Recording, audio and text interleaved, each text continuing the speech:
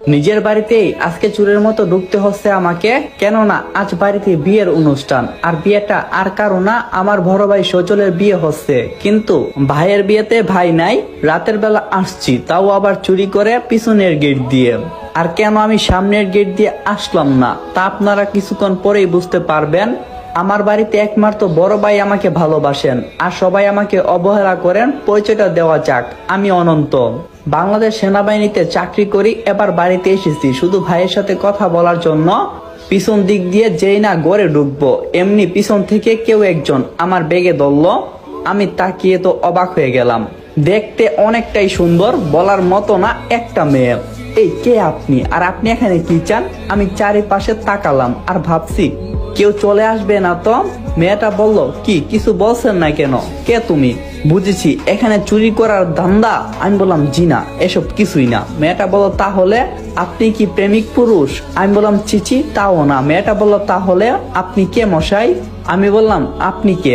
মেয়েটা বলল, আমাদের বাড়িতে দাঁড়িয়ে আমাকে জিজ্ঞাসা করছো আমি কে? আমি বললাম আপনাদের বাড়ি মানে? এটা তো অনন্তর বাড়ি। মেয়েটা বলল, অনন্ত কে? আমি বললাম সজলকে চেনেন? মেয়েটা বলল, চিনি। আসলে সজল হচ্ছে আমার বড় ভাইয়ের নাম, কিন্তু কোনোভাবেই মেয়েটাকে বুঝতে দেওয়া যাবে না। মেয়েটা বলল, সজল আমার দুলাভাই হন। আমার আর বুঝার বাকি রইল না মেয়েটা কে। তার মানে কি আমার কথা বাসার কাউকেই বলা হয়নি? তাই আমি পরিচয় দিতে চাই না। মেয়েটা বলল, কি কথা বলছেন না কেন? কে আপনি? তখন আমি একটু হতাশ হয়ে বললাম, আমি এই বাসার কাজের লোক। মেয়েটা বলল, কাজের লোক? তা পিছন গেট দিয়ে ঢুকছেন কেন? আমি বললাম, সাহেব আমারে গতকাল আসার কথা বলছিল, আমি আসতে পারি নাই, তাই এখন ভয়ে পিছনের দরজা দিয়ে ঢুকতেছি। মেয়েটা বলল, ভাব এত ভয় পান আপনার মালিককে? আমি বললাম, আসলে ছোটবেলা থাইকাই এখানে বই তো কিছুটা হইবই। মেয়েটা বলল, আচ্ছা যান, ভিতরে যান। আমি চুপচাপ এখান থেকে কেটে পড়লাম। আমার রুমে এসে ফ্রেশ হলাম, বিছানায় কাপড় চোপড় রেখে সবকিছু ঠিক করলাম। আমি অবর্তমানে এখানে কেউ থাকে না। সবকিছু ঠিক করে বাহিরে এলাম। প্রথমে কাজের লোক মানোয়ার চাচার সাথে দেখা হলো। তিনি আমাকে দেখে মহা খুশি। তিনি দৌড়ে গিয়ে আম্মুর কাছে গিয়ে বললেন যে আমি আসছি। আমি তার পিছনে গিয়ে রান্নাঘরে আম্মুর সামনে দাঁড়ালাম। মানোয়ার চাচা বলল, মা, ছোট সাহেব আসছে। মায়ের হাসি মুখ নিমেষেই শুকিয়ে গেল। আমার আর বুঝার বাকি রইল না, মা খুশি হন নাই। আম্মু বলল, মানোয়ার শুনো, তোমার ছোট সাহেবের মনে হয় খিদা লাগছে, তুমি তার খাবারটা তার রুমে দিয়ে আসো। মানোয়ার চাচা মুখটা কালো করে ফেললো। মানোয়ার চাচা চলে আসলেন। আমি চলে যাচ্ছি দোতলার দিকে। বাবাকে দোতলায় পেলাম। আমি সালাম দিলাম। সালাম শুনতেই আমার দিকে অবাক চোখে তাকালেন। আমাকে দেখে স্বাভাবিক হওয়ার চেষ্টা করছেন। চারিদিকটা চোখ বুলিয়ে বললেন, কেউ আসতে দেখছে? আমি বললাম, হ্যাঁ, একটা মেয়ে। বাবা বলল, তুমি কাকে বলে আসছো? আর মেয়েটাকে তুমি কি বলছো? আমি বললাম, তাকে বলছি আমি এই বাসার কাজের লোক। বাবা বলল, আচ্ছা, তা এসেছো কতক্ষণ? আমি বললাম, ঘন্টা চারেক হবে। বাবা বলল, সবেবার তো এলে, এখনই বের হয়েছ, যাও ঘরে যাও। আমি বললাম, বড় ভাইয়ের সাথে দেখা করতে যাচ্ছি। বাবা বলল, ঠিক আছে যাও। আমি বাবার কাছ থেকে চলে এলাম। নিজের আপন মানুষের এমন কথা অনেক কষ্ট হই। এসব ভাবতে ভাবতে হাসছিলাম। ঠিক তখনই পিছন থেকে ভাইয়ার কণ্ঠ ভেসে আসলো, কিরে কামান্ডার সাহেব, কেমন আছোস? আমি বললাম, ভালো, তুমি? ভাইয়া বলল, এই তো ভালো। আব্বুর সাথে আর আম্মুর সাথে দেখা হয়েছিল? আমি বললাম, আব্বুর সাথে কথা হয়েছে, আর আম্মুর কাছে যাওয়া হয় নাই। ভাইয়া বলল, চল আমার সাথে, তোর ভাবিকে দেখবি। আমি বললাম, না, কালকে দেখবো। ভাইয়া বলল, কাল দেখবি কেন? আব্বু কিছু বলছে? আমি বললাম, আব্বু আর কি বলবে, সবই আমার ভাগ্য। ভাইয়া বলল, কি করি বল? আচ্ছা, রাত তো অনেক হয়েছে, চল দুই ভাইয়ে খেয়ে নেই। আমি বললাম, না ভাইয়া, আমার খিদে নেই, তুমি খাও। ভাইয়া বলল, আম্মু আবার টেবিলে খাবার খেতে নিষেধ দিয়েছে। আমি বললাম, সবই তো তোমার জানা। ভাইয়া বলল, আমি তো আজ টেবিলে খাবো না। না ভাইয়া, এটা হয় না। ভাইয়া বলল, কি হয় না? সবই হই। আমি বললাম, ভাইয়া এখানে অনেক মেহমান আছে। ভাইয়া বলল, তো কি হয়েছে? আমি বললাম, বাবা মায়ের সম্মান। ভাইয়া বলল, এমন সম্মানের দরকার নেই।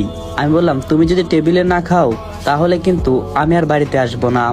এই বাড়ি তোর, তুই আসবি না মানে? আমি বললাম, বলতাছো? ভাইয়া বলল, হ্যাঁ। আমি বললাম, তাহলে আমি আজই চলে যাব। ভাইয়া বলল, কি বলিস? আমি বললাম, হ্যাঁ, চলে যাব। ভাইয়া বলল, যাস নে ভাই।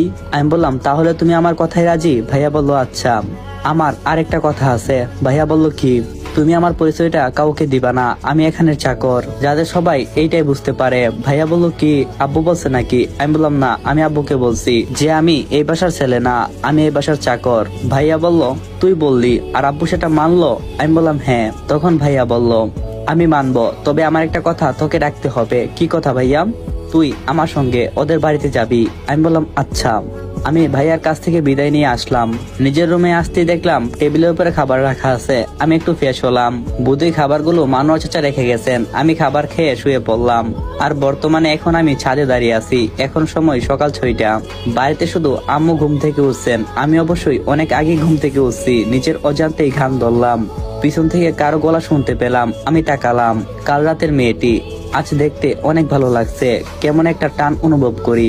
শুভ সকাল। আমিও বললাম শুভ প্রভাত। মেয়েটা বলল এত সকালে এখানে? আমি বললাম কেন, আসতে মানা নাকি? মেয়েটা বলল আপনার বাড়ি, আপনাকে আসতে কে মানা করবে? আমি বললাম মানে? তখন মেয়েটা বলল না মানে আপনি তো এত বছর ধরে এখানেই থাকেন, আপনাকে কে মানা করবে? আচ্ছা একটা কথা বলি। জি বলতে পারেন। মেয়েটা বলল আপনাকে দেখতে অনেক সুন্দর লাগে, কি স্মার্ট বডি আপনার, খুবই হ্যাপি। আমি বললাম পাম দিতে হবে না, পাম কম মারেন, আমি আবার এসব পাম নিতে পারি না, আর মেয়েদের কাছ থেকে তো একদম না। মেয়েটা বলল না সত্যি বলছি। আচ্ছা সব ঠিক আছে, কিন্তু আপনার চুল ছোট। আমি বললাম কেন, চুলের কারণে সুন্দর লাগছে না? মেয়েটা বলল না সুন্দর লাগছে, কিন্তু একটু লম্বা হলে আরো ভালো লাগতো। আমি বললাম চুল লম্বা করা আমার নিষেধ। মেয়েটা বলল কেন, আপনার সাহেব মানা করছে নাকি? আমি বললাম না। মেয়েটা বলল তাহলে? আমি বললাম বলা যাবে না। মেয়েটা বলল বাহ, আপনারও সিগারেট আছে? আমি বললাম কেন, চাকরদের কি সিগারেট থাকতে নেই? মেয়েটা বলল না এ কথা না। আচ্ছা আপনার নাম কি? আমি বললাম আমার নাম হলো আবুল। আপনার নাম? মেয়েটা বলল আমার নাম হিয়া। আচ্ছা আমরা কি বন্ধু হতে পারি? আমি বললাম না। হিয়া বলল কেন? আমি বললাম মালিকের সাথে চাকরের বন্ধুত্ব মানাই না। হিয়া বলল কে বলছে? আমি বললাম সবকিছু বলা যায় না। আচ্ছা নিচে যাচ্ছি, আপনি থাকেন। আমি হিয়া মানে ওই মেয়েটার কাছ থেকে নিচে চলে এলাম, রান্নাঘরে আসলাম। এখানে এসে আম্মুকে পেলাম। আমি বললাম আম্মু কেমন আছো? আম্মু বললো হ্যাঁ ভালো, তুমি? আমি বললাম হ্যাঁ ভালো। আম্মু বললো নাস্তা তৈরি করছি, খেয়ে চুপচাপ নিজের রুমে চলে যাও। আমি বললাম আচ্ছা। আমি নাস্তা করে আমার রুমে আসলাম। তারপর আর রুম থেকে বের হলাম না, শুধু বসে বসে ভাবছি হিয়া মেয়েটার কথা। মেয়েটা অনেক সুন্দর, আর চোখগুলো যেন মায়াবী।